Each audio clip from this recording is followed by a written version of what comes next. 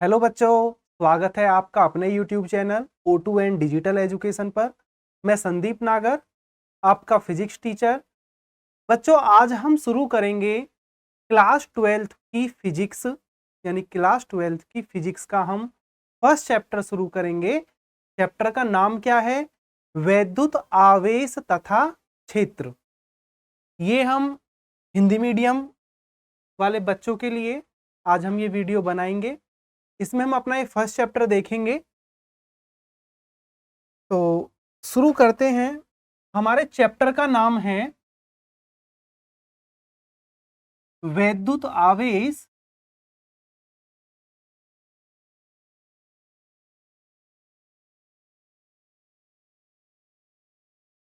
तथा क्षेत्र, या एवं क्षेत्र, कुछ भी आप लिख सकते हैं, क्योंकि हर किसी बुक में इसका नाम थोड़ा अलग अलग दिया गया है। एनसीईआरटी की बुक में अगर आप बच्चों देखेंगे तो इसका नाम है इलेक्ट्रिक चार्ज एंड फील्ड, यानी कि वैद्युत आवेश और क्षेत्र।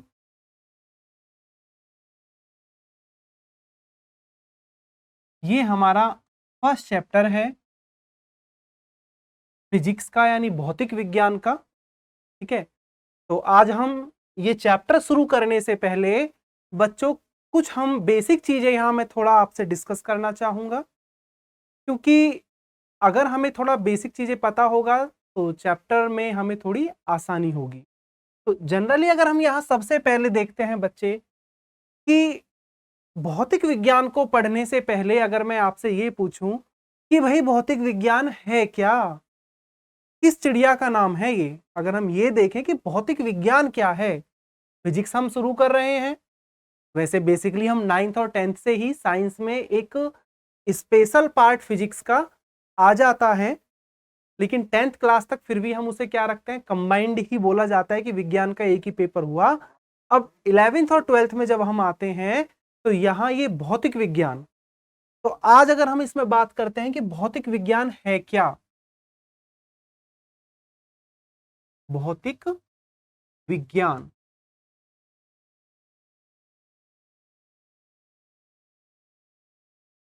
इंग्लिश में हम इसे क्या कहते हैं बच्चों? इंग्लिश में हम इसे कहते हैं फिजिक्स। PHYSICS, भौतिक विज्ञान यानी कि फिजिक्स। ये वो नाम है बच्चों, 12th क्लास में अगर बात की जाए, कि जिससे अधिकतर बच्चे थोड़ा ये घबराते हैं कि क्या है ये सब्जेक्ट, क्या बोरिंग सब्जेक्ट है। लेकिन ऐसा बिल्कुल भी नहीं है। अगर आप फिजिक्स को थोड़ा टाइम देना शुरू कर दें, एक प्रॉपर एक समयबद्ध तरीके से अगर आप अपनी ये पढ़ाई शुरू कर दें, तो फिजिक्स उतना टफ सब्जेक्ट नहीं है जितना कि हमने समझ रखा है। तो अगर हम बात करते हैं भौतिक विज्ञान की, तो यहां पे मैं आपको सबसे पहले बच्चों ये बताऊं कि ये जो फिजिक्स वर्ड है ना, इसी का हिंदी रूपांतरण है भौतिक विज्ञान। यानी भौतिक विज्ञान क्या है, इस फिजिक्स का हिंदी रूपांतरण है। अब ये जो फिजिक्स शब्द है, ये लिया गया है आपका एक शब्द है फ्यूसिस, PHUSIS, फ्यूसिस। या फिर कुछ बुकों में ये ऐसा भी लिखा हुआ है, फ्यूसिस। यानी आपका जो फिजिक्स है ये फ्यूसिस से लिया गया है। और फ्यूसिस का मतलब क्या होता है? फ्यूसिस का मतलब होता है नेचर, यानी कि प्रकृति। क्या जी? प्रकृति, नेचर, हम सभी बहुत अच्छे तरीका से जानते हैं। तो इसका मतलब क्या हुआ कि भाई ये जो भौतिक विज्ञान है ना, ये विज्ञान की वो शाखा है जिसके अंदर हम क्या पढ़ते हैं भाई, क्या हम इसका अध्ययन करते हैं? हम प्रकृति और प्राकृतिक प्रदत्त घटनाओं का अध्ययन करते हैं, उसको हम कहते हैं भौतिक विज्ञान। यानी भौतिक विज्ञान विज्ञान की वह शाखा है जिसके अंतर्गत हम प्रकृति अथवा प्राकृतिक प्रदत्त घटनाओं का अध्ययन करते हैं, भौतिक विज्ञान कहलाता है। कैसे जी? कैसे समझे भाई? जनरली हम बचपन से ही देखते आ रहे हैं कि भाई पेड़ से कोई फल टूटेगा तो नीचे ही गिरेगा। ऐसा कभी हुआ है कि वो फल ऊपर उड़ गया? नहीं उड़ सकता ना। भाई पेड़ से अगर कोई फल टूटा है तो वो हमेशा नीचे ही गिरता है। प्राकृतिक घटना है, जनरल सी बात है, नेचुरल है, प्राकृतिक घटना है कि भाई फल टूटा तो नीचे गिरा। लेकिन क्यों गिरा, किस वजह से गिरा? हमने पढ़ा है ना गुरुत्वाकर्षण 9th क्लास में, यानी गुरुत्वाकर्षण के द्वारा गिरा। अब इसी चीज को तो हम भौतिक विज्ञान में पढ़ते हैं। ये हमें भौतिक विज्ञान ही तो बताता है, ये फिजिक्स ही तो बताती है कि भैया फल टूट के गिरेगा तो वो नीचे ही गिरेगा। और नीचे वो क्यों गिरेगा? क्योंकि हमारी जो पृथ्वी है उस पर एक गुरुत्वाकर्षण बल लगा रही है, जिस वजह से वो फल नीचे की तरफ आ रहा है। और जनरली हम देखें, जब से बच्चा चलना शुरू करता है, बचपन से ही हम सभी चल रहे हैं, मूविंग है भाई, ऐसे घूम रहे हैं, इधर चल रहे हैं, भाग रहे हैं, दौड़ रहे हैं। तो अगर बेसिक कंसेप्ट देखा जाए कि हम चल क्यों पा रहे हैं, इन चीजों को अगर हम डिस्कस करें तो कहां? भौतिक विज्ञान। यानी ये चीजें भी हमें फिजिक्स ही बताती है कि भाई यहाँ पे कौन सा आपका घर्षण बल लग रहा है चलने में, या फिर आपका न्यूटन का तृतीय नियम लग रहा है, XYZ। तो इसीलिए हम ये कह सकते हैं, इसलिए हम कहते हैं कि भाई विज्ञान की वो शाखा जिसके अंतर्गत हम प्रकृति और प्राकृतिक प्रदत्त घटनाओं का अध्ययन करते हैं, भौतिक विज्ञान कहलाती है। जनरली वैसे ये बहुत बच्चों को पता होगा, नहीं पता होगा तो आज पता चल गया होगा। तो अब हम अपना शुरू करते हैं वही अपना चैप्टर वैद्युत आवेश तथा क्षेत्र। अब यहां वैद्युत आवेश को पढ़ने से पहले आप मुझे बताएं, यहां एक चीज आता है स्थिर वैद्युत आवेश। स्थिर वैद्युत आवेश,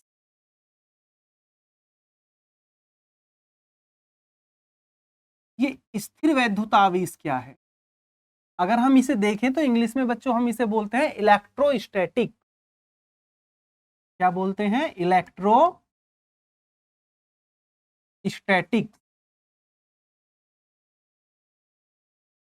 यानी स्थिर वैद्युत। स्थिर वैद्युत, स्थिर वैद्युत का मतलब क्या है? स्थिर वैद्युत हमारे फिजिक्स का, भौतिक विज्ञान की एक वह शाखा है जिसके अंतर्गत हम अध्ययन करते हैं आवेश का स्थिर अवस्था में, यानी कि जब आवेश आपका रेस्ट में है। आपका जो आवेश है वो किस में है? रेस्ट में है। तो ये है हमारा स्थिर वैद्युत। और हमारे क्लास 12th के जो स्टार्टिंग के 2 चैप्टर्स हैं, जो 2 चैप्टर हैं हमारे, वो इसी स्थिर वैद्युत आवेश पर आधारित हैं, यानी इसी के वो चैप्टर हम पढ़ने वाले हैं। तो स्थिर वैद्युत आवेश, आपको स्थिर वैद्युत पता चला होगा कि अगर आवेश को आप क्या कर रहे हो, आवेश का आप अध्ययन कर रहे हैं, और वो भी कौन सी अवस्था में? विराम में, रेस्ट में, यानी कि विराम अवस्था में। जब आपका आवेश किस में है? रेस्ट में है, विराम अवस्था में है, तो उसे हम कहते हैं स्थिर वैद्युत। ठीक है, अब यहां ये हमें पता चल गया कि स्थिर वैद्युत क्या है। अब हम बात करते हैं जो कि चैप्टर का नाम है हमारा कि इलेक्ट्रिक चार्ज, यानी कि वैद्युत आवेश। तो अब अगर हम बात करें वैद्युत आवेश का कि वैद्युत आवेश क्या है, वैद्युत आवेश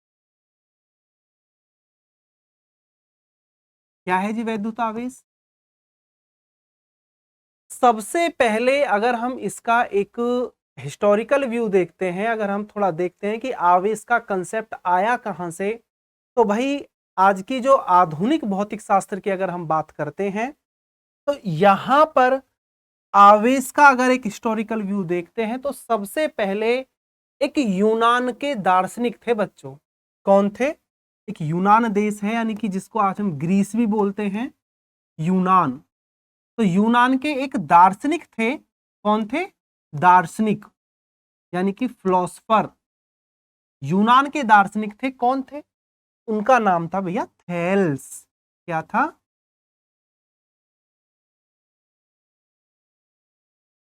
थेल्स। तो ये थेल्स महोदय ने सबसे पहले कंसेप्ट दिया था आवेश का। इन्होंने क्या बताया? थेल्स ने क्या देखा कि भाई अगर हम अंबर को किसको जी? अंबर। ये एक आपका रेजिन मटेरियल है एक तरीका से। अगर मैं अंबर की बात करूं, एक रेजिन है, जैसे देखते हैं ना बच्चे, आपने ये देखी ना गोंद, पेड़ पे जो गोंद होती है उस तरीका से, या फिर जो हम सब्जी में या फिर हम यूज करते हैं मसाले वगैरह में, हींग, तो हींग भी क्या है आपकी? एक रेजिन है। तो ऐसी ये होता है अंबर, एक रेजिन मटेरियल है। और ये आपका जो बेल्टिक सागर है उसके सोर्स पे ये बहुत ज्यादा मात्रा में पाया जाता है अंबर। तो थेल्स ने क्या बताया? थेल्स ने देखा कि भाई जब इस अंबर को किसी, हम क्या काम करते हैं, जब इस अंबर को रब करते हैं किसी ऊनी कपड़े के साथ या रेशम का कपड़ा, तो रब करने पे क्या होता है कि ये अंबर अपने आसपास के जो धूल के कण हैं, कागज के छोटे छोटे टुकड़े ले हम, ठीक है, या धूल के कण हो, उनको अपनी तरफ क्या करने लगता है? आकर्षित करने लगता है। अंबर क्या करने लगता है? उनको आकर्षित करने लगता है। तो भैया थेल्स महोदय ने क्या बताया? थेल्स ने कहा कि भैया ये अंबर आवेशित हो गया है। अंबर क्या हो गया है? आवेशित हो गया है। इतना ही बता करके इन्होंने फिर आगे इस पर कुछ भी नहीं बताया। इन्होंने बस एक कंसेप्ट दे दिया कि भाई अंबर ये जो धूल के कणों को अपनी तरफ आकर्षित कर रहा है ना, कि भैया आ जाओ, डस्ट पार्टिकल है, छोटे छोटे कागज के टुकड़े के, आ जाओ, ठीक है। तो इसका कारण उन्होंने बताया कि भाई अंबर क्या हो गया है? आवेशित हो गया है। क्या हो गया है जी? आवेशित हो गया है। अब ज्यादा डिटेल में इन्होंने ऐसा कुछ इसका बताया नहीं। उसके बाद फिर क्या हुआ, एक दूसरे वैज्ञानिक आए, ठीक है, गिलबर्ट, जो कि महारानी एलिजाबेथ द्वितीय के पर्सनल डॉक्टर थे। तो उन्होंने क्या बताया? गिलबर्ट ने बताया कि भाई ऐसे तो बहुत सारे पदार्थ हैं। कौन जी? दूसरे जो वैज्ञानिक है वो कौन है? गिलबर्ट, नाम याद रहेगा। तो उन्होंने कहा कि ऐसा अकेला अंबर थोड़े ना है कि जो चीजों को अपनी तरफ आकर्षित कर रहा है, ऐसे तो बहुत सारे पदार्थ हैं जो इस टाइप की प्रॉपर्टी को शो करते हैं। तो उन्होंने बताया कि भाई तुम एक काम करो, कांच की रॉड लो, और उस कांच की रॉड को, कांच की छड़ को एक काम करो, सिल्क के कपड़े से रब कर दो, और फिर देखो यही काम होता है। वो भी अपनी तरफ ऐसी चीजों को अट्रैक्ट करता है, ठीक है। और छोड़ो, हमारे अगर सूखे बाल हैं और वहां हम कंघा करते हैं सूखे बालों में, और फिर उस कंघी को आप क्या करें? कागज के टुकड़ों के पास लेकर के जाएं, वो भी अट्रैक्ट करेगा। और छोड़िए, आप ये भी देख सकते हैं कि भाई एलईडी वगैरह जो हम चलती है, टीवी वगैरह जब चल रहा होता है, और अगर हमारे हाथों पे छोटे छोटे जो बाल हैं, रेसे हैं, अगर आप ऐसे उसके पास लेकर के जाएंगे तो ये बाल अपने आप एकदम खड़े हो जाएंगे, 90 डिग्री, एकदम सीधे हो जाएंगे बाल। क्यों? वहां भी यही प्रॉपर्टी लग रही है। और आजकल आप देखेंगे कि अगर चादरें हमारी थोड़ी सिल्क और साटन मिक्स सी चादर है, और आप उस पर अगर लेट रहे हैं या वो रब हो गई है, और अचानक से अगर आप किसी गेट को छू लें, या कोई दरवाजा लोहे का बना हुआ है उसको अगर आप एकदम छुएंगे, तो आपको एकदम से झटका लगता है, हल्का सा एकदम झटका लगता है, ठीक है। तो हम सोचते हैं कि अरे इसमें तो करंट है भाई, ये कैसे आ रहा है? तो भाई वो करंट क्या है? वो यही आपका प्रोसेस है, वो यही आवेश है, ठीक है। तो ये सारी जो घटनाएं हैं ये सब इसी आवेश से जुड़ी हुई हैं। तो भाई गिलबर्ट ने बताया कि ऐसे अंबर जैसे तो बहुत सारे पदार्थ हैं जो इस तरह की टेंडेंसी को शो करते हैं, इस तरह की वो अपनी प्रकृति को दिखाते हैं।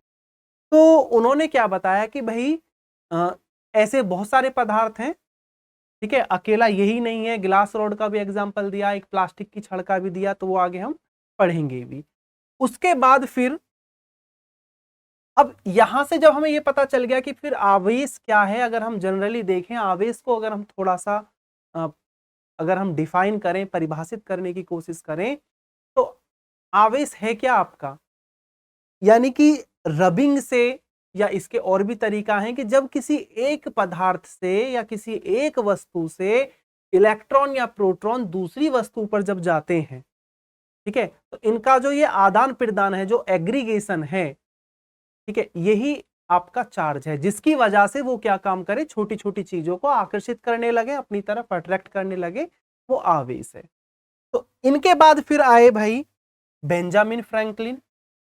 कौन जी? एक साइंटिस्ट आए, बेंजामिन फ्रैंकलिन। Benjamin Franklin.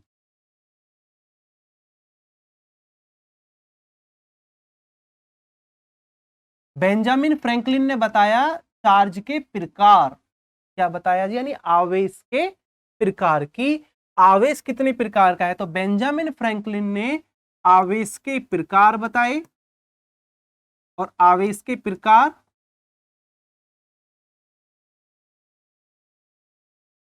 इन्होंने बताया कि भाई आवेश दो प्रकार के होते हैं। कितने प्रकार के होते हैं? दो प्रकार के। कौन कौन से? नंबर एक, धनावेश, जिसे हम कहते हैं पॉजिटिव चार्ज। धनावेश किस किस से मिलकर बना है? धन प्लस आवेश,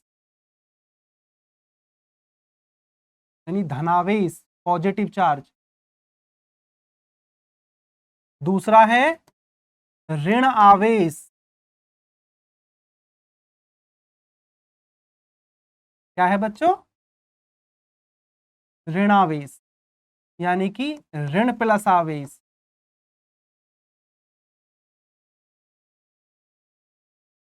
ये प्रकार बताए थे बेंजामिन फ्रैंकलिन ने कि भाई आवेश आपके दो प्रकार का होता है। ठीक है, कौन कौन सा? कि भाई एक तो धनावेश है और एक आपका ऋण आवेश है। कैसे? अब अगर इन्हीं को डिफाइन करना हो कि भाई धनावेश क्या हुआ है, ऋणावेश क्या हुआ है, धनावेश हमें क्या बताता है, तो अगर हम बात करते हैं धनावेश की, तो क्योंकि मैंने अभी आपको बताया था कि भाई एग्रीगेशंस ऑफ इलेक्ट्रॉन और प्रोटॉन, यानी कि जो इलेक्ट्रॉन का या प्रोटॉन का एक बॉडी से दूसरी बॉडी पर, यानी एक वस्तु से दूसरी पर जो आदान प्रदान हो रहा है। अब आप इसे थोड़ा ऐसे समझ सकते हैं कि अगर आपके पास ये एक पदार्थ है ए और ये दूसरा पदार्थ है बी। अब जब आपने इनको रब किया आपस में या विदाउट रबिंग किसी और प्रोसेस से, अगर कोई इलेक्ट्रॉन ए से निकल करके इस बी पर पहुंच जाए, ये आपका इलेक्ट्रॉन क्या हो, इस पदार्थ ए से निकल करके कहां पहुंच जाए? बी पर, तो होगा क्या? जब यहां से इलेक्ट्रॉन निकल रहा है, कुछ जा रहा है, तो यहां तो इलेक्ट्रॉनों की क्या होगी? कमी होगी। और जहां इलेक्ट्रॉन पहुंच गया, यहां क्या होगी? अधिकता। इलेक्ट्रॉन क्या हो जाएंगे भाई? जो ऑलरेडी इस पे थे पहले से भी तो कुछ होंगे ना बी पे, और ऊपर से पहुंच गया ए से निकल करके, तो भाई ए पर तो इलेक्ट्रॉन हो गए कम और बी पर इलेक्ट्रॉन हो गए अधिक। तो अब यहां पता कैसे चले कि कौन सा धनावेश और कौन सा ऋणावेश है? तो भाई ऐसे पता चलेगा कि ए इलेक्ट्रॉन को दे रहा है। अब देगा कौन भैया? दान कौन देगा? तो धनी होगा। सीधा सा जवाब है, दान देगा कौन? तो धनी होगा। जिसके पास है वही तो देगा। ए के पास इलेक्ट्रॉन है तभी तो उसने बी को दिए, तो ए क्या हो गया? धनी। यानी ए पर आवेश क्या होगा? ए पर आवेश हो जाएगा धन, धनावेश। ए पर कौन सा आवेश हुआ? धनावेश, क्योंकि ए इलेक्ट्रॉन दे रहा है, ये धनी है, तो इस पर आवेश हो गया धन आवेश। इलेक्ट्रॉन ले कौन रहा है? इलेक्ट्रॉन ले रहा है भैया बी। तो आप जब किसी से कोई चीज ले रहे हैं तो आप ऋणी हो गए उसके। अगर हमने किसी से, मान के चलो अगर हम किसी से पैसे ले रहे हैं, भाई उधार ले रहे हैं कि भाई हमें थोड़ा उधार दे दीजिए, तो हम सामने वाले के क्या हो गए? हम ऋणी हो गए। तो यानी ये बी क्या हो गया? ऋणी। तो इस पर आवेश क्या हो गया? ऋण। क्या हो गया? ऋण। तो आप इसे ऐसे बिल्कुल परिभाषित कर सकते हैं कि जो धन आवेश है, जो धन आवेश है वो क्या होगा? यानी कि धन आवेश दे रहा है इलेक्ट्रॉन, तो यानी जहां इलेक्ट्रॉन कम, जहां इलेक्ट्रॉन हो गए कम, वो क्या हो गया? धन आवेश। यानी जब यहां से इलेक्ट्रॉन निकल के गया तो यहां इलेक्ट्रॉनों की कमी हुई, यहां पहुंच गया तो यहां हो गया अधिकता, तो जो ले रहा है वो ऋण आवेश। यानी कि जिस पदार्थ से इलेक्ट्रॉन निकल करके जाएंगे वो तो धनावेशित, और जिस पदार्थ पर पहुंचेंगे वो ऋण आवेशित। तो ये आपको पता चल गया होगा, क्लियर हो गया होगा कि भाई धनावेश क्या है और ऋण आवेश क्या है। आगे देखते हैं अब इसमें। इसके बाद क्या है?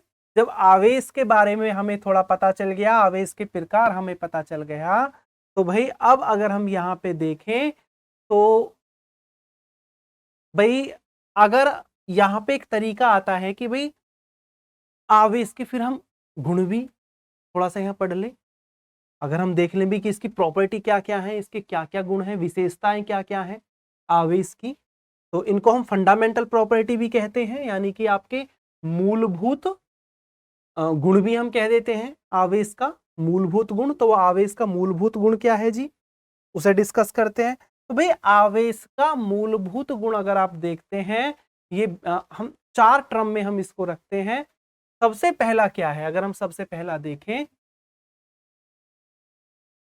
आवेशों की योज्यता या आवेशों की योज्यता का नियम, इंग्लिश में कहते हैं एडिटिविटी ऑफ चार्ज।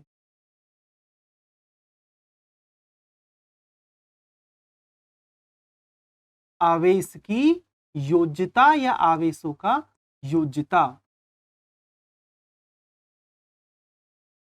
इंग्लिश में से कह देते हैं एडिटिविटी ऑफ चार्ज।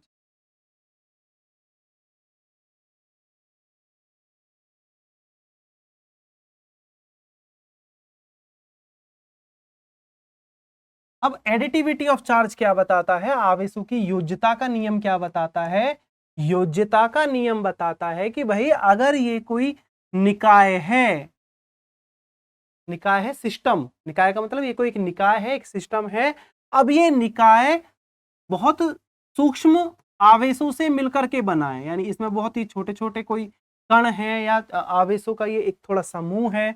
अगर इसका आवेश हम माने Q1, इसका आवेश माने Q2, इसका माने Q3, ये Q4, और ऐसी इसमें अगर n पार्टिकल हैं तो ये हो गया Qn, कि अगर कोई निकाय n कणों से मिलकर के बना है, तो अब अगर आप इस निकाय का कुल आवेश अगर आप देखते हैं तो भाई वो कुल आवेश क्या होगा, क्यों, आवेश की योज्यता का नियम बताता है कि भैया इसका जो कुल आवेश है ना, वो ये जो अलग अलग छोटे छोटे जो आवेश हैं इन सभी का योग होगा। क्या होगा, इन सभी का योग, यानी बीजगणितीय योग एक तरीका से आप देखें तो Q1 plus Q2 plus Q3 plus dot dot dot dot Qn, जितने भी पार्टिकल आपके होंगे। तो ये है आपका आवेश की योज्यता का नियम। दूसरा अगर हम देखें, दूसरा है आवेश की परमाणुकता, आवेश की परमाणुकता।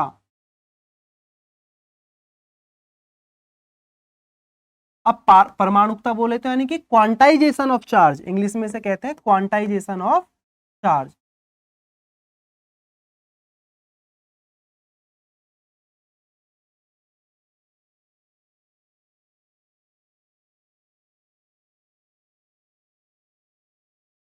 क्वांटाइजेशन ऑफ चार्ज ये क्या बताता है, क्वांटाइजेशन ऑफ चार्ज यानी कि आवेश की परमाणुकता कहता है कि आवेश को आप क्या नहीं कर सकते, कंटिन्यूअस डिस्ट्रीब्यूटेड नहीं कर सकते। ठीक है, यानी कि जैसे आप अगर एक चौक का टुकड़ा लें, उसे तोड़ें, फिर उसको भी तोड़ें, फिर उसको भी तोड़ें, तो एक स्टेज ऐसी आएगी कि फिर वो चौक का टुकड़ा आपसे टूटेगा नहीं, एक ऐसी लिमिट आ जाएगी। तो यहां पे ये कहता है कि जो आवेश है ना, उसकी जो सबसे, जो मैं कहूं कि सबसे कम मात्रा, जो शॉर्ट अमाउंट है, वो क्या है, आपकी ई है। ठीक है, ये है ई, और ई इसको क्या कहते हैं, इसे कहते हैं इलेक्ट्रॉन का आवेश, और इसका जो मान होता है आंकिक मान 1.6 गुणा 10 की पावर माइनस के 19 कूलाम, ये इसका होता है आंकिक मान। इसको हम मूल आवेश भी कहते हैं, क्या कहते हैं, मूल आवेश।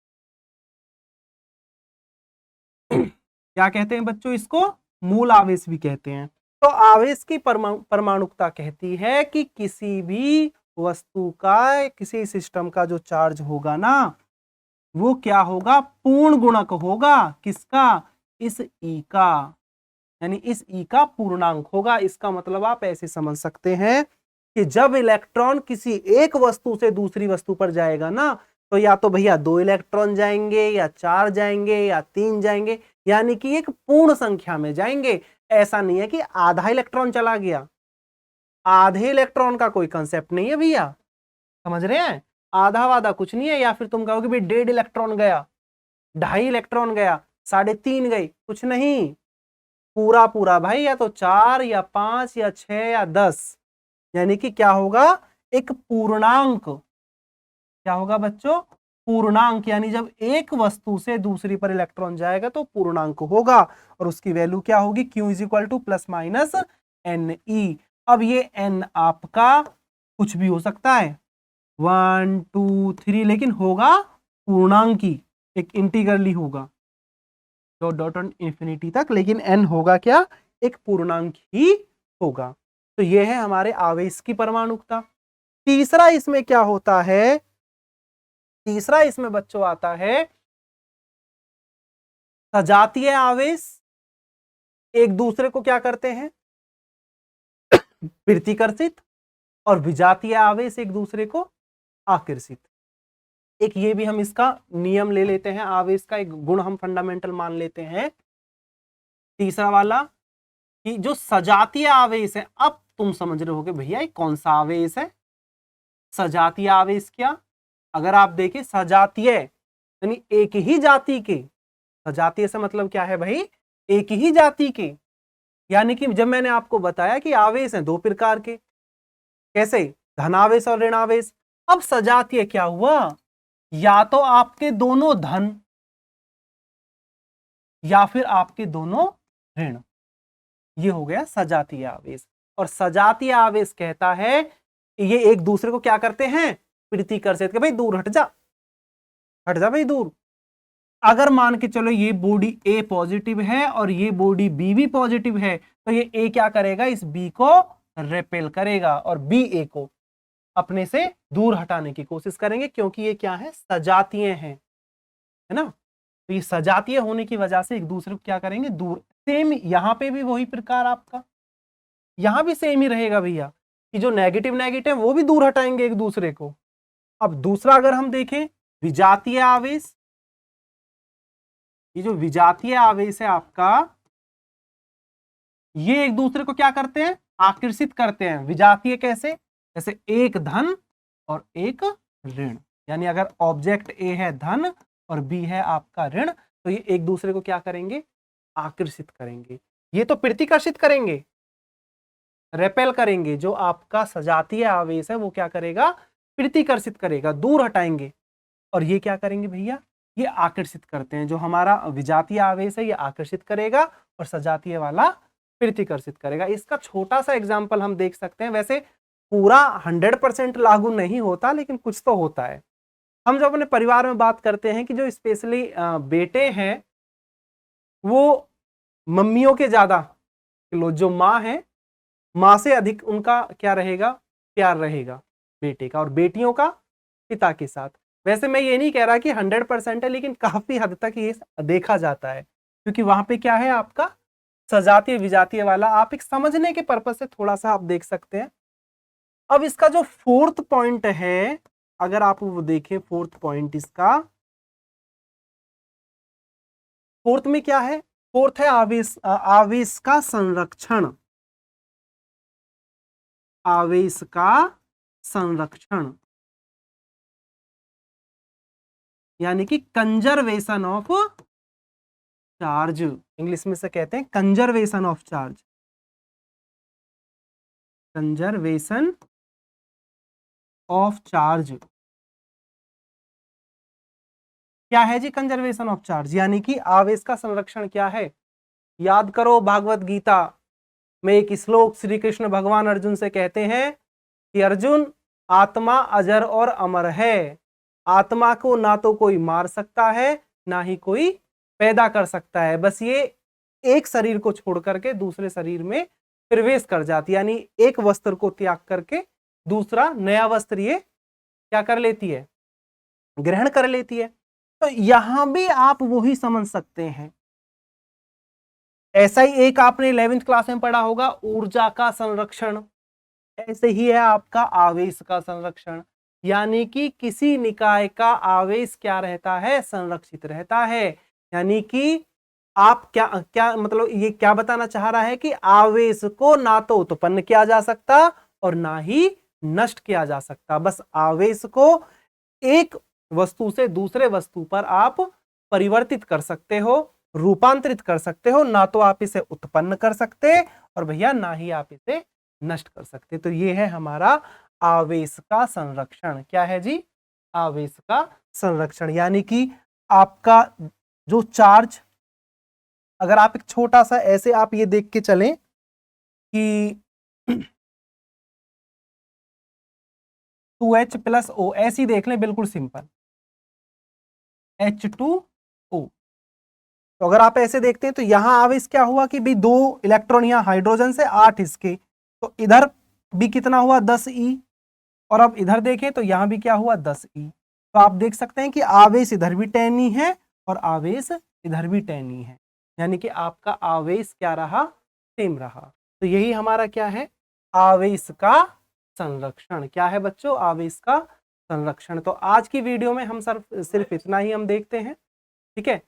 नेक्स्ट वीडियो में हम इसके आगे देखेंगे, कूलाम का नियम वगैरह हम इसमें पढ़ेंगे। तो आज के लिए तो सिर्फ इतना ही कि आवेश क्या है, आवेश के प्रकार क्या हैं, बाकी चीजें हम कल डिस्कस करते हैं। ठीक है बच्चों, थैंक यू सो मच। उम्मीद करता हूं आपको ये अच्छे से समझ में आया होगा। Thank you.